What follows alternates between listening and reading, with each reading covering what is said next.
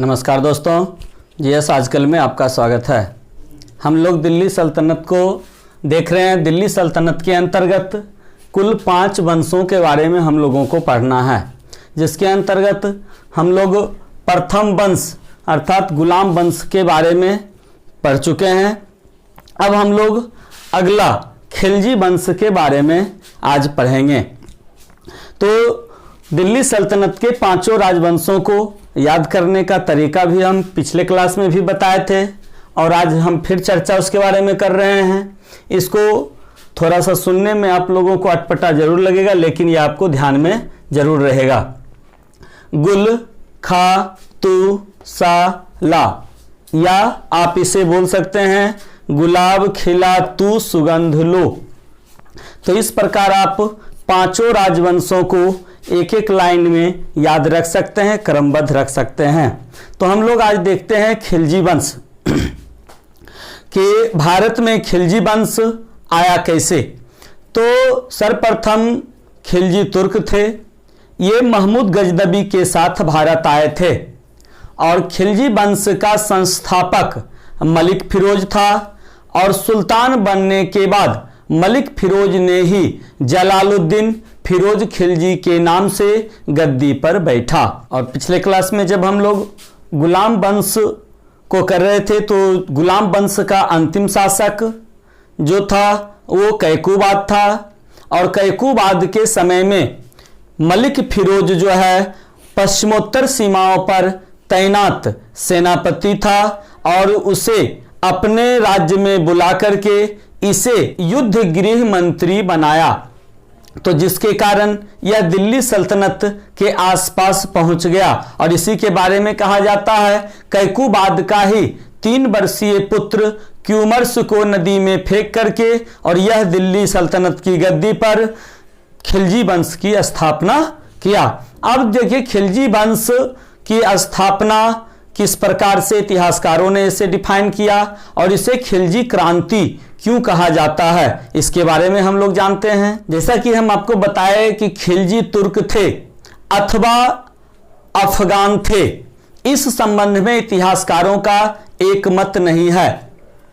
वस्तुतः खलज शब्द से खिलजी शब्द बना है और खलज जो है अफगानिस्तान का एक गांव का नाम है और खलज के रहने वाले निवासी ही खिलजी कहलाए।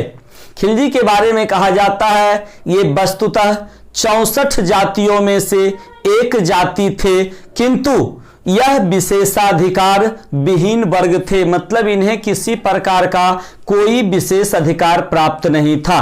खिलजियों को इल्बरी वंश के नस्लवादी नीतियों का शिकार बनना पड़ा। इसके बारे में कहा जाता है इस वंश की स्थापना का अर्थ था कि इल्बरी वंश के एकाधिकार का अंत इसलिए किया जाए कि जिससे कि खिलजी वंश के लोगों को समाज में साम्राज्य में शासन करने में विशेषाधिकार प्राप्त हो। और यही कारण था कि खिलजी वंश की स्थापना के साथ इसे खिलजी क्रांति का नाम दिया गया। अब खिलजी क्रांति से हम लोग इसको स्पष्ट करते हैं।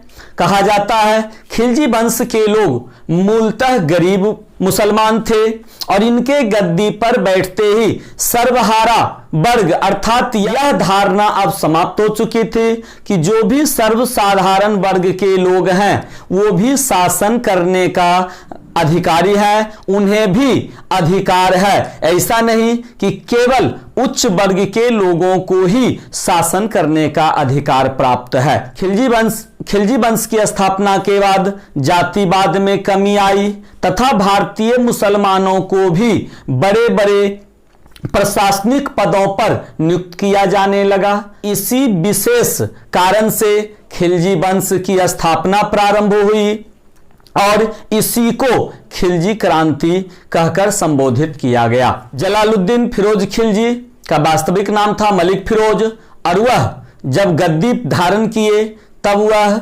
जलालुद्दीन फिरोज खिलजी के नाम से गद्दी को धारण किया और इनका राज्याभिषेक 13 जून 1290 ईस्वी को 70 वर्ष की आयु में इनका राज्याभिषेक किया गया और इनका राज्याभिषेक किलो खरी जो कि हरियाणा में पड़ता है उसी में इन्हें राज्याभिषेक करवाया गया। इनका राज्याभिषेक वहीं हुआ और इन्होंने किलो खरी को अपनी राजधानी घोषित किया।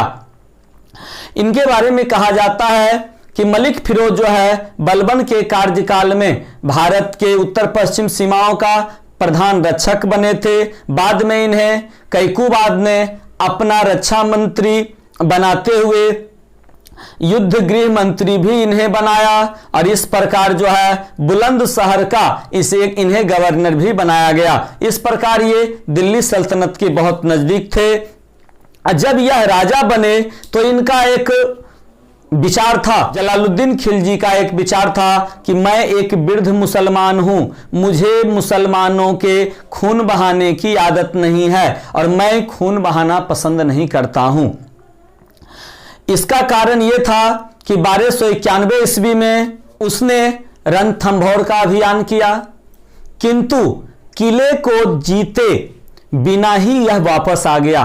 जब इनसे पूछा गया कि आप बिना किले को जीते क्यों वापस आए, तब इन्होंने तर्क दिया कि अपने मुसलमान भाइयों का रक्त नहीं बहाना चाहता हूं और उसने कहा कि मैं मुसलमान के सिर का एक बाल को रणथंभौर जैसे सैकड़ों किलो से मैं मूल्यवान समझता हूं, अर्थात मैं किसी भी मुसलमान भाई का हत्या करके मैं कोई किला जीतना नहीं चाहता हूं, इन्होंने स्पष्ट किया।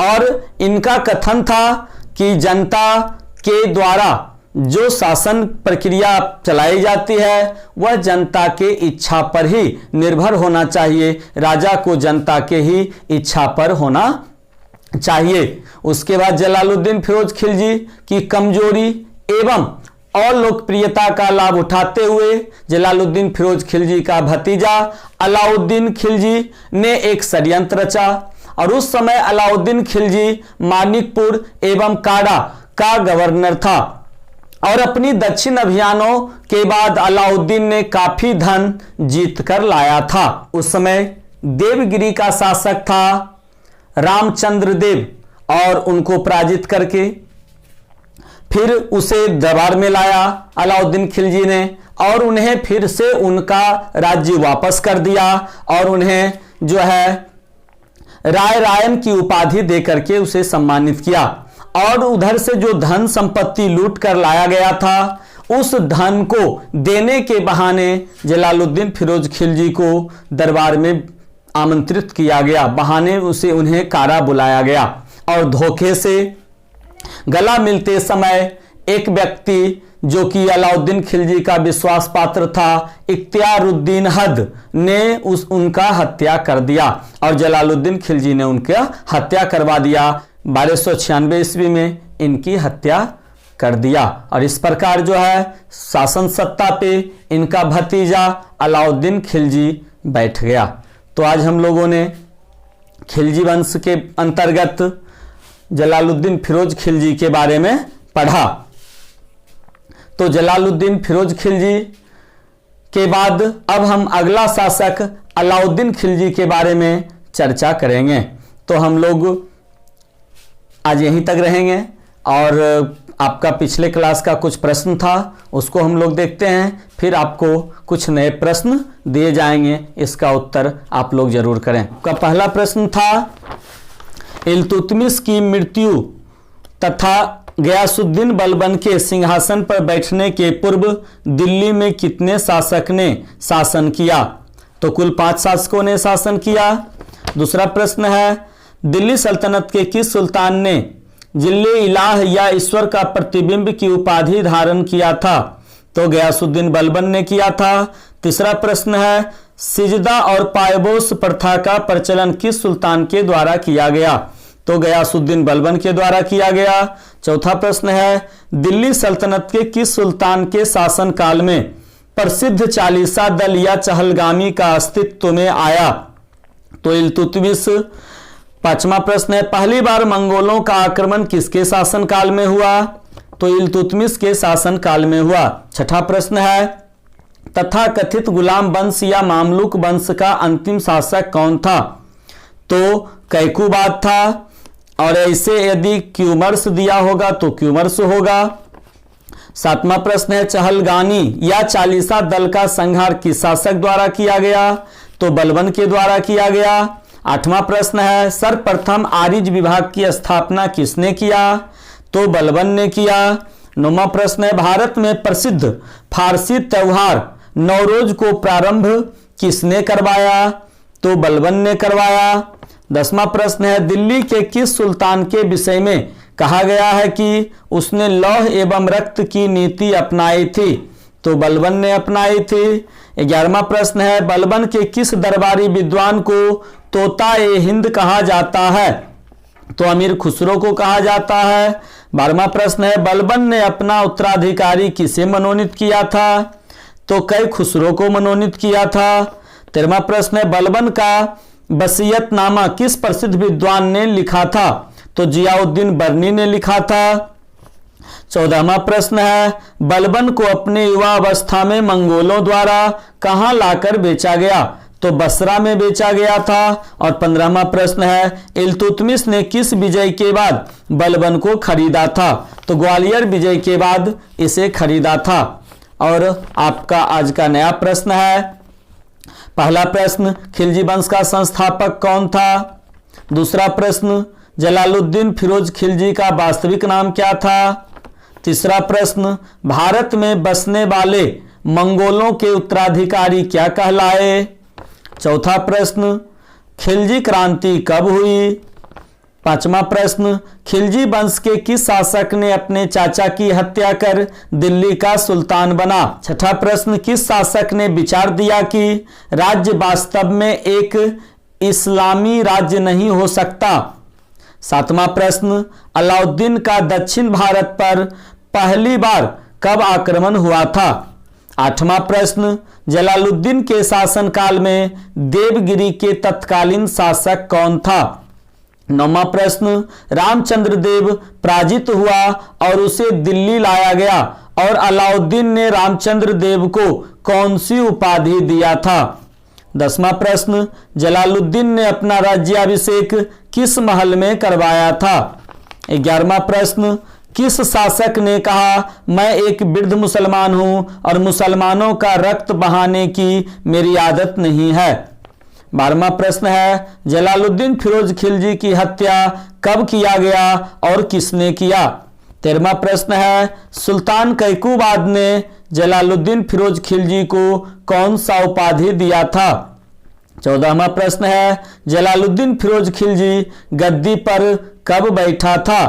15वां प्रश्न है जलालुद्दीन फिरोज खिलजी अपनी राजधानी किसे बनाया था। इस प्रकार आपका आज का यह नया प्रश्न है, इसका उत्तर आप लोग कमेंट बॉक्स में जरूर दें। यदि आप लोगों को यह वीडियो पसंद आता है तो इसे लाइक करें, सब्सक्राइब करें और बेल घंटी को जरूर दबाएं और इसे शेयर भी करें। नमस्कार।